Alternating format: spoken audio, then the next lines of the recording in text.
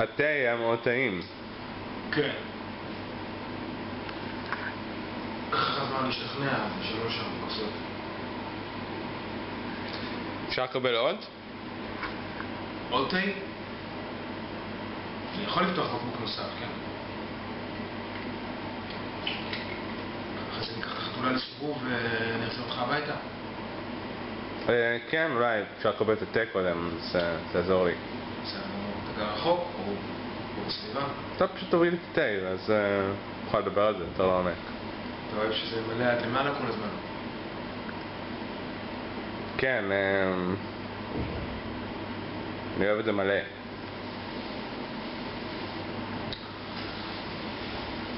אנחנו נמצאים עכשיו בדירה של איציק מזרחי, אני חושב. זה השם שהיה כתוב לו על הדלת. אלא אם כן הוא גר בדירה של מישהו אחר, אז יכולה להיות קצת בעיה.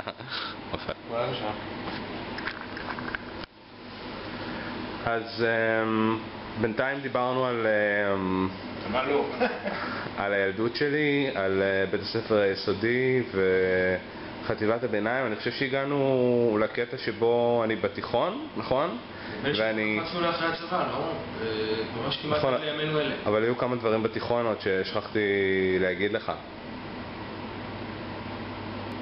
אז אני מרגיש שהערב יורד כבר, ושזה באמת היה יום נפלא, זה היה יום חופש נפלא, היה לי כל כך הרבה עבודה. זה נראה לי די כמו בוקר. כלום. כן, באמת הזמן טס, אז נהנינו, אז לא שמנו לב שבעצם נגמר היום. נגמר היום, ויש לי עוד המון דברים לעשות שלא עשיתי כל היום, כי כאילו בילינו יחד, אז זה נדחה. בשלב יותר מאוחר. אז חשבתי שאולי ננצל את הזמן הזה שהיום נגמר כדי ללוות אותך לאיפה שאתה גר. לא, אבל אני עדיין צריך לספר לך על הצבא ועל מה שקרה אחרי הצבא. ואז הייתה תקופה שחזרתי לצבא, אבל הם לא רצו לקבל אותי. ואז יצאתי שוב מהצבא. והתקופה של העבודה...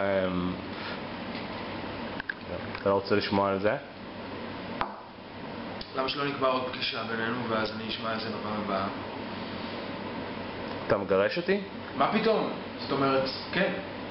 אבל אף רק בשביל שניפגש עוד פעם בפעם הבאה, לא בגלל משהו. אבל אתה יודע שאנחנו לא ניפגש בפעם הבאה. למה לא? אפשר, אם נקבע פגישה, נפתח גם אני, כי למה זמן, לי יש זמן.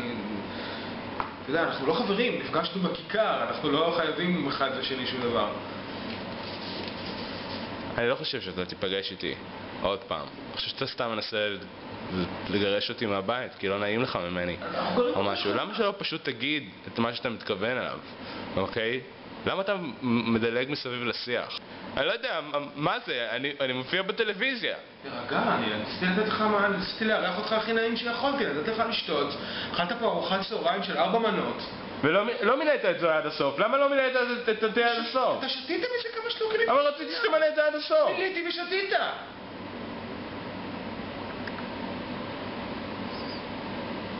אני לא יכול לעמוד ליד הכוס ולמלא את זה כל פעם עד למעלה. אוקיי, יש לי רעיון.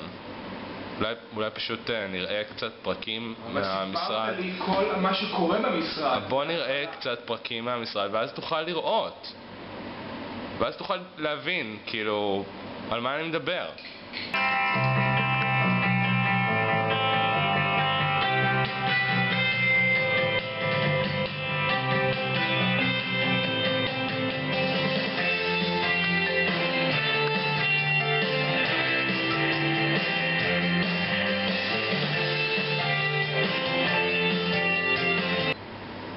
להגיד להם?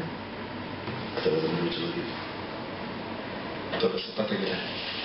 אני מסכים. אתה מסכים. טוב, בזמנך. אז ככה, המשרד הראשי החליט בחוכמתו הרבה שיהיה איחוד סניפים. אז אחד הסניפים, או אנחנו או קריית אונו. טוב, זה מצחיק. באמת, אתה חושב? כן, וזה גם, אני מכיר את זה מהחיים.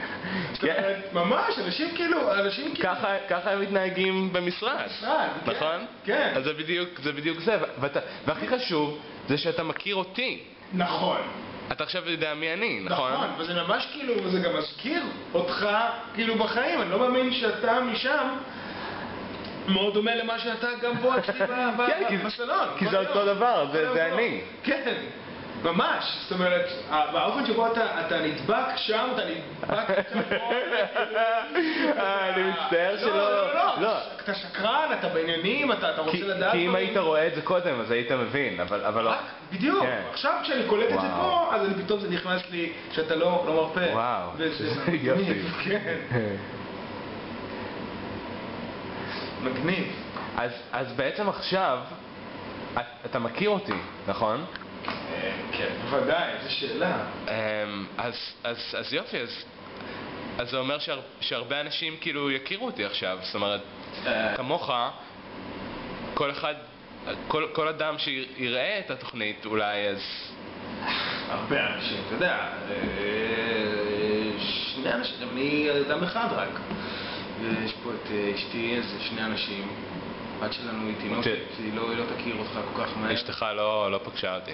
לא, זה הופך רק אותי.